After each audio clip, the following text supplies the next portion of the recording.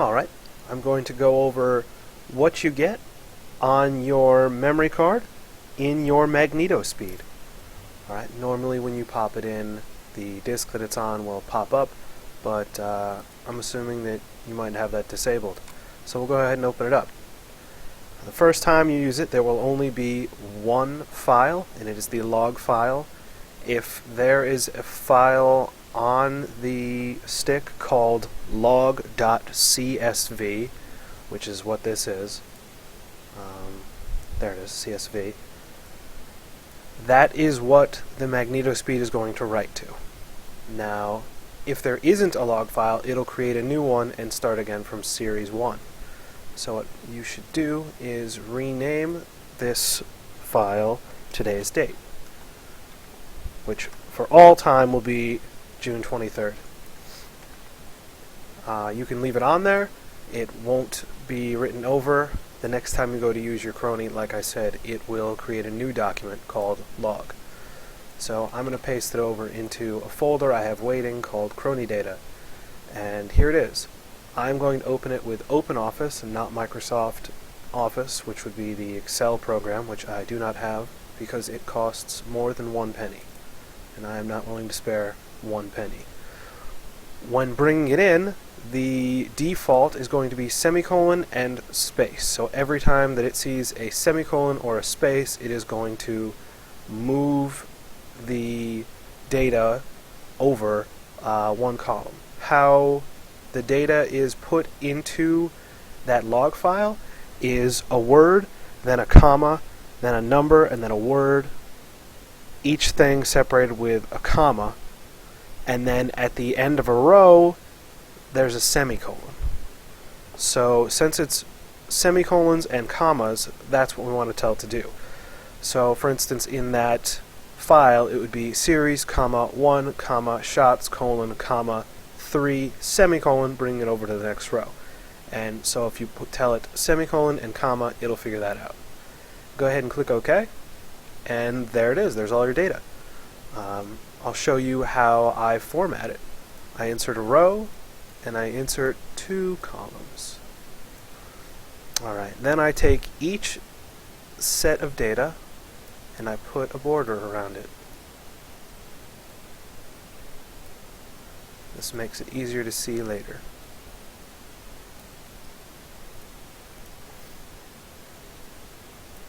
I wish I had something to talk about right about now. Let's talk about guns. Today I was trying out some of the loads that I am building up for my integrally suppressed 300 Blackout AR-15 made by Liberty Suppressors. They call it the Leonidas, and it is the best thing ever. Let's see. I name these powder charge, bullet, overall length, primer, and any notes. If you double click when you see this symbol, it will auto size. Now I make this much larger because I'm actually going to have to read that, and I make this bold, and I make this one also 12. I'll resize this. Alright. Now I know what these loads are. I've got the boxes right in front of me. So the first one was 8.5 grains of accurate 5744 using a 245 grain cast bullet. The overall length for this load was 2.130 inch. The primer I used was Tula small rifle primer, and the notes were didn't cycle my Leo. Go ahead and resize this, and I believe this might already be resized. Okay, so I'm going to go ahead and copy that down over to the next series. Now the powder charge here changed. It was 9 grains of the same powder, same bullet, same overall length, same primer, same outcome. Didn't cycle the Leo. And series 3, this was 9.5 grains of AA 5744. Same. And this one, this is where it finally decided it was going to work. This was 10.5 grains of accurate 5744, and this did cycle my Leo. Now this next set, this stuff was 16.2 grains of IMR 4227 using a 150 grain plated extreme bullet. It was extremely inaccurate using the same primer, and this was inaccurate.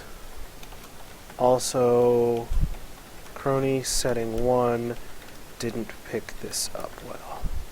I actually had a problem with that in the chronograph. They say setting 1 is good for anything that is jacketed with copper or pure copper and is moving over 1,000 feet per second. As you can see, these are under 1,000 feet per second and they're lead. But I decided I'd try it, and it didn't work too well. So for these, I shot one shot and it didn't pick it up at all, so I went all the way over to setting number 6 and they all picked up. But for this one, I went back down to 1 thinking maybe that plating was enough, but it didn't. What happened was I took 3 or 4 shots, and it failed, and then it failed, and then I got a 5th shot, and then I shot a string of maybe 10 or so shots, and I looked down at the chronograph, and it just gave me an error, and it told me that that 6th shot wasn't picked up, and instead of just taking more data, it just froze on that, hey, I didn't get that 6th shot. So I know that you can turn that off. I know you can fix that. The problem was with the feature on the chronograph that uses 2 different algorithms to figure out the speed, and it asks you to pick which one is better. And for each of them, it was error. So if I just turn that off, it would just go to the next shot. But I didn't because I'm dumb. I'll do it for next time. Now we'll copy this one over to here. Now this is the same everything except this was Crony setting number 4. Worked pretty well. So that's cool. And then the last load was the load that I've been using all along, and it is, let's see, 10.4 grains of accurate 5744. It is a Hornady 220 grain round nose soft point. I think they call it their interlock, which is something to do with the way it's made. The overall length is 2.105. This was all with factory primed Remington brass. And the notes, let's see, Crony setting 1. I think this didn't work. Yeah, I used Crony setting number 1. Did that delete all that? Great. Crony setting number 1 was iffy. Use setting number 2 for jacketed subsonics. Alright, they say that between the settings it's 10 or 30 times stronger. My problem here was I fired 9 shots and it only got 8 of them. So I figure if it doesn't matter if it's 10 or 30 times stronger, it'll pick up that 1 shot that it missed. Again, it says for anything jacketed and over 1,000 feet per second, and as you can see here we got 993 feet per second, so hey, I'll try number 2, and that's 2 out of 10. The problem if you go too high in the sensitivity is that it will pick up noise, like if a bee flies by or dust or I don't know whatever it would pick up magnetically, but I'm not going to have to deal with noise. No thank you. So there it is. This is, I'm going to Control S it.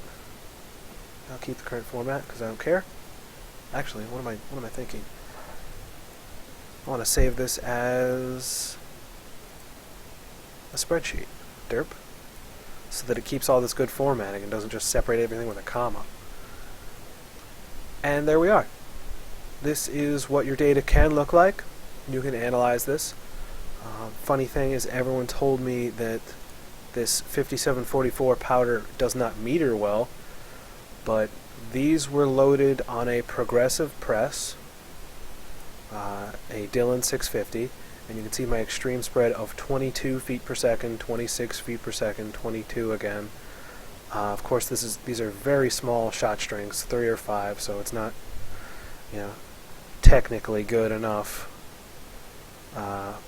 to compare to anything else. But I mean, look at that. It's 21 feet per second over 4 shots. I mean, if you shoot one at 1046 and one at 1043, that's freaking good enough. I mean, that's so close that it makes me think that this thing's wrong. But I'm not having a problem with this accurate 5744. I don't know if the problem with this load is the plated bullet, if it's the powder, if it's the overall length. I don't know yet. But this extreme spread of 50-ish here, I believe that's acceptable, but this load is extremely inaccurate. I'm having a real hard time hitting plates at 200 and 300 yards, even though I'm using an optic and on a bench, which is kind of silly. Because I've shot other projectiles at this velocity, M80 pulls, which vary as much as 3 or 4 thousandths of an inch in diameter, which that's not conducive to accuracy. And I could hit a plate, 30 out of 30 times. Just dump a PMag and just ding, ding, ding, ding, ding all 30 times. But with this, no, not even at 200 yards. Maybe a third of the time I can even hit the plate, and the plate is 12 by 12. So that's not a good load. But hopefully I can figure something out with that bullet, because they're really cheap. But that is what you can do with your data. You guys have a good day.